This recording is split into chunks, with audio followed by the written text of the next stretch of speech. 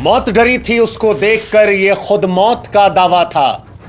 धरती को नाज था उस पर, ऐसा शेर शिवाजी का छावा था। छावा, छावा का मतलब समझते हैं आप? छावा का मतलब होता है शेर का बच्चा, और शेर के रक्त में समझौता नहीं होता। यही कहानी थी छावा की, संभाजी महाराज की। वो संभाजी महाराज जो शेर से लड़ने का दमखम रखते थे, और वो संभाजी महाराज जो दहाड़ दे तो दुश्मन मैदान छोड़कर भाग जाया करता था। वो छावा जिनकी तलवार की चमक दुश्मन को रण छोड़ने के लिए मजबूर कर दिया करती थी। वो संभाजी महाराज जो औरंगजेब के कैद में धोखे से फंस तो गए, लेकिन इसके बावजूद अपनी माटी से गद्दारी नहीं की। हैरानी होगी आपको जानकर कि संभाजी महाराज को तोड़ने के लिए, उन्हें इस्लाम धर्म कबूल करवाने के लिए औरंगजेब ने यातनाओं की पराकाष्ठा को पार कर दिया था। उनके नाखूनों को एक एक करके उखाड़ा गया था, उनकी उंगलियों को एक एक करके काट दिया गया था, उनके जिस्म के एक एक टुकड़े को काटा गया, आंखों में गर्म लोहे की सरिया घुसेड़ दी गई, कटे पर नमक उठाकर शरीर पर रगड़ दिया गया। उनको जलील करने के लिए, पत्थर मरवाने के लिए नगर में घुमाया गया, लेकिन छावा टूटे नहीं। औरंगजेब ने छावा यानी संभाजी के शरीर को तो काट दिया था, लेकिन उनकी हिम्मत, उनके हौसले को तोड़ पाना तो बहुत दूर की बात थी। औरंगजेब उसे हिला तक नहीं पाया था। औरंगजेब ने जब लहूलुहान छावा से कहा कि इस्लाम कबूल कर लो, जान बच जाएगी, तो शेर का बच्चा छावा पलटकर जवाब देता है कि औरंगजेब, तुम मराठों में शामिल हो जाओ, तुम्हें धर्म बदलने की जरूरत भी नहीं पड़ेगी। ये थे छावा, संभाजी महाराज। और इसीलिए विकी कौशल की फिल्म छावा सिर्फ एक फिल्म नहीं है, बल्कि शौर्य, बलिदान, अजय पराक्रम की महागाथा है। एक ऐसी महागाथा जिससे देश का एक बड़ा हिस्सा अनजान है। एक ऐसी महागाथा जिसके बारे में कम ही लोग जानते हैं। ऐसी महागाथा जो हमें बताती है कि हमारे देश में स्वराज पाने के लिए हमारे बहादुर वीरों ने कितनी कुर्बानियां दी हैं। यह आपको समझना पड़ेगा, और इस समझने के लिए आपको अपने स्कूल के दिनों में वापस जाना पड़ेगा। एक जमाने में कक्षा 5 में एक किताब आती थी, भारत की महान विभूतियां। इस किताब में भारत के तमाम महावीरों की कथाएं थी। शिवाजी का भी चैप्टर था। सिंहगढ़ किले को औरंगजेब से वापस लाने की लड़ाई का जिक्र था। इस चैप्टर में मराठे सिंहगढ़ का किला जीत जाते हैं। शिवाजी महाराज अपनी मां जीजाबाई से पूछते हैं कि औरंगजेब की सेना से लड़कर किला जीतने वाले किलेदार का क्या हुआ? तो जीजाबाई कहती हैं, गढ़ा आला पर सिंह गेला, यानी गढ़ तो आ गया लेकिन शेर चला गया। ये शेर कोई और नहीं बल्कि किलेदार तानाजी मालुसरे थे। हम में से बड़ी आबादी इनके बारे में तब जान पाई जब अजय देवगन ने फिल्म तानाजी बनाई। अब आप सोचिए जरा कि एक ऐसा योद्धा जिसने औरंगजेब को परास्त कर दिया था, सिंहगढ़ किले पर कब्जा किया था, उसके बारे में भारत के लोगों को ही मालूम नहीं था। और तानाजी अकेले नहीं है, ऐसे बहुत सारे लोग हैं। पेशवा बाजीराव को ले लीजिए। पेशवा बाजीराव बल्ला के बारे में लोगों को मालूम नहीं था। क्या आप जानते हैं कि पेशवा बाजीराव बल्लाल एक ऐसे योद्धा थे जिन्होंने अपने 40 साल के जीवन में 42 युद्ध लड़े और उसमें से एक भी युद्ध नहीं हारे। सोचिए, जो बाजीराव अपराजय योद्धा थे, ऐसे योद्धा जिन्होंने मुगलों की नींद उड़ा रखी थी। कहा जाता है कि मुगलों को बाजीराव सपने में आते थे। सिर्फ 19-20 साल की उम्र में बाजीराव ने मुगलों के शासन वाली दिल्ली को 3 दिनों तक बंधक बना के रखा था। मुगल बादशाह की लाल किले से निकलने की हिम्मत तक नहीं हुई थी। उस बाजीराव को भी इस देश में तब जाना गया जब रणवीर सिंह की फिल्म बाजीराव मस्तानी आई। ऐसे बहुत सारे योद्धा हैं जिन्हें इतिहास में या तो जगह नहीं दी गई या जगह मिली तो उनका प्रचार प्रसार नहीं हुआ, पढ़ाया नहीं गया, और इसीलिए हम सब उनकी वीरता से अनजान हैं। ऐसे ही एक मर्द मराठा, संभाजी राजे शिवाजी राजे भोसले। जी हां, संभाजी छत्रपति शिवाजी महाराज के पुत्र थे। स्वराज का जो सपना छत्रपति शिवाजी महाराज ने देखा था, उसे पूरा करने का जिम्मा छत्रपति शिवाजी महाराज के बाद संभाजी ने उठाया। शेर के बच्चे को छावा कहा जाता है क्योंकि छत्रपति शिवाजी को शेर कहा जाता था, इसीलिए संभाजी छावा थे। और इसी छावा पर एक किताब आई और उसके बाद फिल्म बनी जिसका नाम है छावा। छावा के जरिए लोगों को बताने की कोशिश की गई है कि शिवाजी राजे के पुत्र संभाजी राजे कितने महान योद्धा थे। इतिहासकारों का यह मानना है कि बीते कई दशकों में छत्रपति संभाजी महाराज को बड़ी ही योजनाबद्ध तरीके से किनारे कर दिया गया, जबकि छत्रपति शिवाजी महाराज के बाद धर्म, संस्कृति और राष्ट्र की रक्षा के लिए प्राणों का बलिदान देने वाले वो वीर योद्धा थे। एक ऐसा योद्धा जिसकी वीरता का लोहा खुद औरंगजेब ने माना था।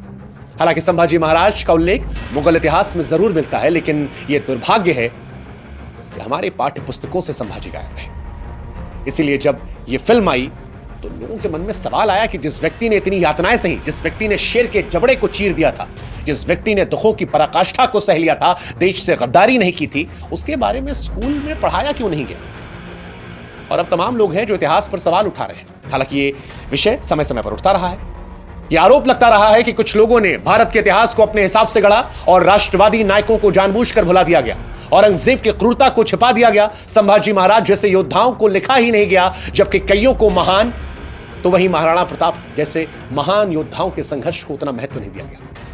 अकबर महान हुए, टीपू सुल्तान को वीर योद्धा कहा गया, लेकिन गुरु गोविंद सिंह जी, बाजीराव पेशवा जैसे योद्धाओं को, छावा जैसे लोगों को इतिहास में कम या फिर ना के बराबर जगह मिली। पिक्चर के जरिए ही सही, मगर मराठा शौर्य और वीरता की गूंज एक बार फिर सुनाई पड़ रही है। छावा सिर्फ एक फिल्म नहीं है, बल्कि इतिहास की ज्वाला है। वो ज्वाला जो हर राष्ट्रप्रेमी के भीतर वीरता की आग को भर देती है। फिल्म के एक दृश्य में विकी कौशल कहते हैं कि मराठे अपनी रक्षा के बारे में कब से सोचने लगे। मराठों ने जब भी अपनी जान दी है तो वो जान स्वराज की रक्षा के लिए दी है, शिवाजी महाराज के लिए दी है। जो मस्तक सिर्फ और सिर्फ अपनी मातृभूमि के लिए झुकता है, वो शत्रु के सामने कब से झुकने लगा। जिन महावीरों का खून हमारी नसों में बह रहा है, उसे बहाने की ताकत औरंग में है ही नहीं। वो है जो तख्त के लिए अपने भाई, अपने बाप की जान ले ले, क्या हमारा ईमान खरीदेगा। हम मराठा हैं, मराठा। स्वराज का यह सिंहासन हजारों मराठों के त्याग और बलिदान से बना है। स्वराज सिर्फ एक इंसान की इच्छा नहीं, बल्कि अनेक इंसान को सुरक्षित रखने के लिए ईश्वर की इच्छा है। संभाजी महाराज स्वराज के लिए सब कुछ कुर्बान कर देने वाले योद्धा थे। मराठा साम्राज्य के दूसरे छत्रपति राजा और छत्रपति शिवाजी महाराज के उत्तराधिकारी थे। संभाजी अपनी वीरता, विद्वता के लिए प्रसिद्ध थे। आप यकीन नहीं करेंगे कि महज 13 साल की उम्र में संभाजी को 13 भाषाएं आती थी। संभाजी ने अपने कम समय के शासन में 120 युद्ध किए।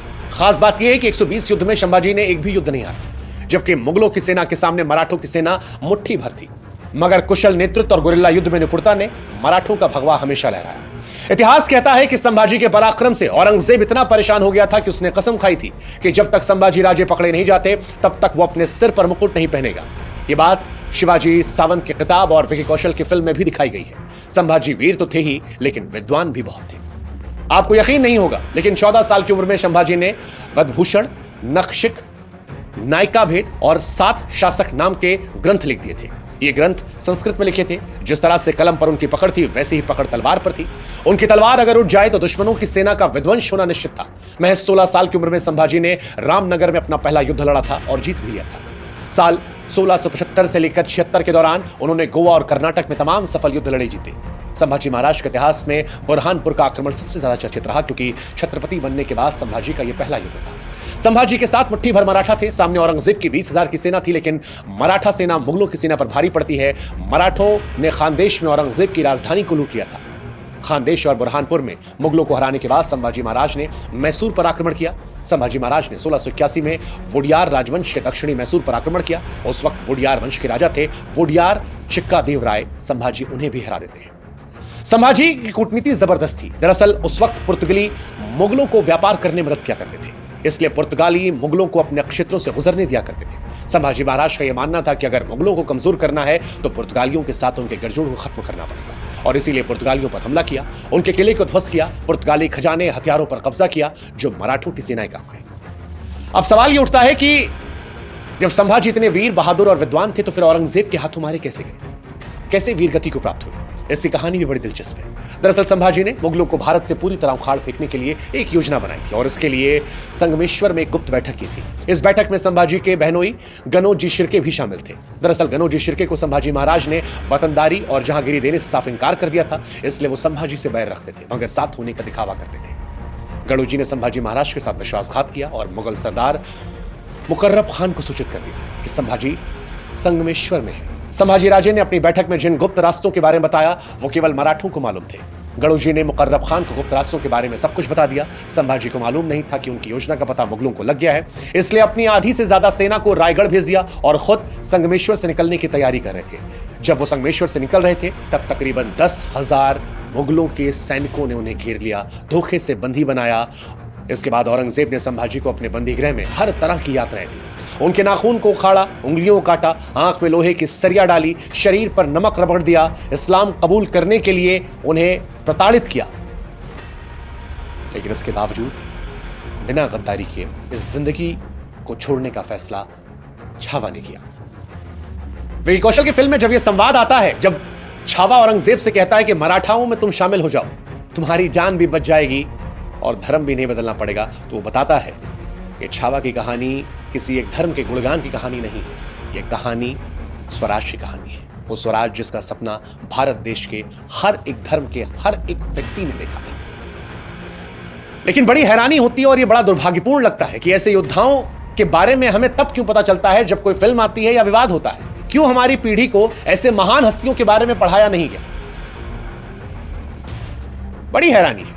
हमारी जनरेशन को इस बात की जानकारी क्यों नहीं है कि स्वराज के लिए लड़ने वाले योद्धाओं में संभाजी महाराज जैसे योद्धा थे, जिन्होंने स्वराज की खातिर अपने प्राणों का बलिदान किया था, वो भी पूरी वीरता के साथ। अंतिम समय में भी जिनकी आंखों में डर नहीं था। ऐसे ही योद्धा तो भारत को भारत बनाते हैं और बताते हैं कि शास्त्रों की इस भूमि में ऐसे ऐसे योद्धा हुए हैं जिनके शस्त्र उठाते ही दुश्मनों की चाल बदल जाया करती थी। छावा सिर्फ एक कहानी नहीं है, छावा एक प्रेरणा है। छावा की कहानी अगर आपने नहीं जानी, कोई बात नहीं।